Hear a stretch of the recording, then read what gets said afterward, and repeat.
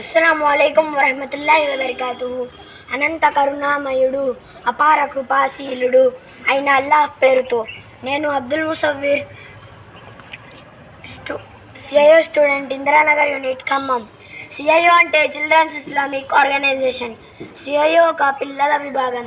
CIO తరపున ఒక గొప్ప కార్యక్రమం చేయబోతున్నాం. ఈ కార్యక్రమం ఏంటంటే hands in soil, hearts with India అనే లక్ష్యంతో